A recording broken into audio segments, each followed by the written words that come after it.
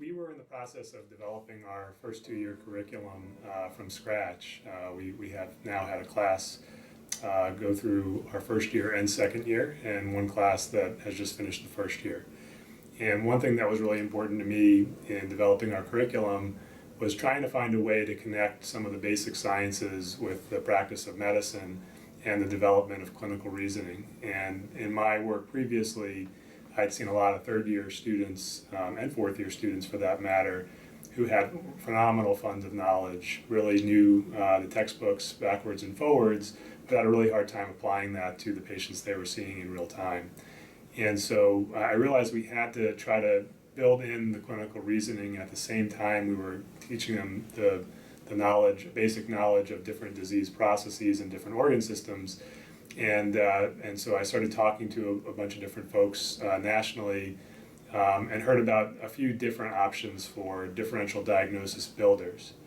And so then went and did some further searching on the internet, and one that had not come up, interestingly, was Isabel. And then through my search, I found it. And it actually turns out that for what we were trying to do, it was really a nice fit for our second year curriculum.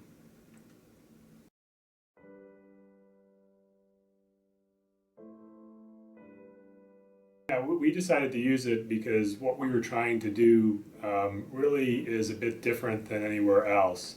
And let me go into more detail. The course that I direct is really our clinical skills course.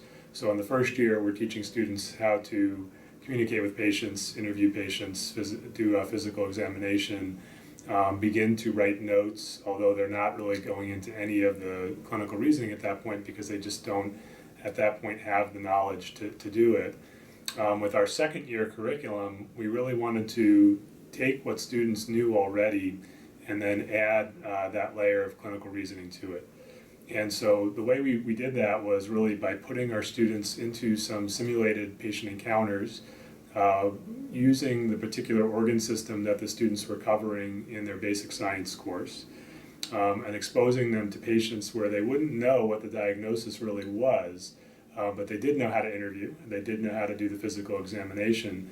And by doing that, we were able to get them to build what we would call a problem representation, meaning sort of an assessment for that patient and what different types of potential diseases might be causing the problem that they were seeing.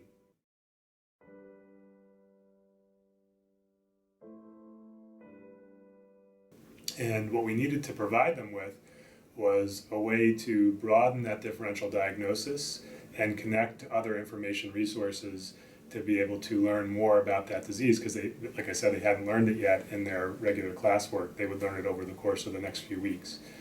And so Isabel really did that perfectly for us in terms of allowing the students to build a broader differential diagnosis with some of the key aspects of the way the patient presented, and what we call a problem representation, so the age, the time course of their presentation, and then the ways in which those conditions were presenting.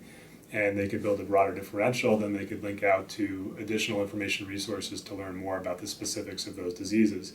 And so by the time of the end of that sort of block of material for the students, they really were able to connect the basic science, the pathophysiology with the patient types that they were seeing, and do it in a memorable way, so that when we retested them at the end of the year, they really had come a long way.